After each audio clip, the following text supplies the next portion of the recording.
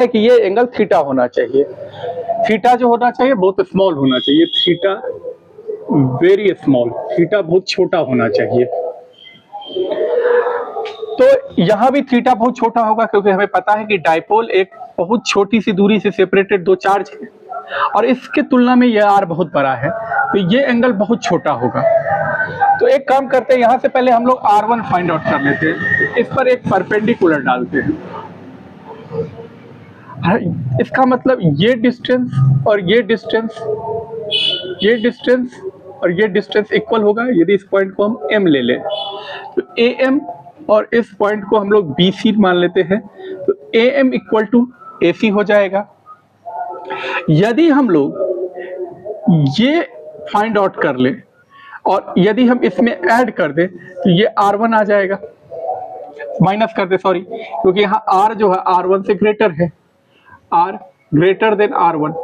तो यदि हम R1 में ये डिस्टेंस माइनस कर दे तो हमारा वैल्यू, इस R1 का वैल्यू आ जाएगा।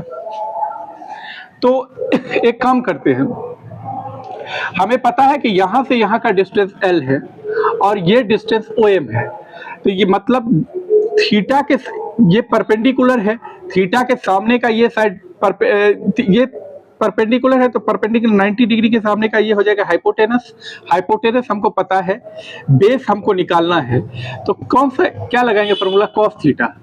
कॉस थीटा इक्वल टू होता है थीटा के सामने ये परपेंडिकुलर, 90 डिग्री के सामने ये हाइपोटेनस और ये बेस। और यदि इसको फाइंड आउट कर लें, इस R में से माइनस कर दे तो ये हमारे R1 का वैल्यू आ जाएगा। तो कॉस थीटा इक्वल टू होगा OM इक्वल बाय L।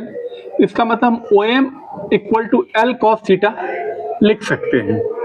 तो यहाँ से R1 का जो वैल्यू आ जाएगा वो आ जाएगा OM sorry R minus L cos theta, ये R1 का वैल्यू आ गया।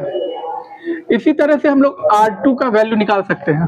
तो R2 का वैल्यू निकालने के लिए तो या तो एक काम कर सकते हैं, इससे से एक परपेंडिकुलर यहाँ डाल दें, या दूसरा इससे आसान करने के लिए हम क्या करते हैं कि एक इस लाइन को आगे ड्रॉ करते हैं। यदि ये थीटा है तो ये एंगल भी थीटा हो जाएगा, वर्टिकली अपोजिट एंगल।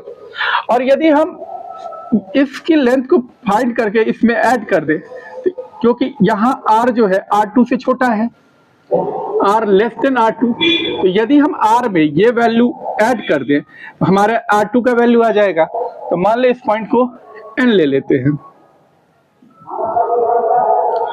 N ले लेते हैं, इस पॉइंट को N ले लेते हैं। ये एंगल थीटा है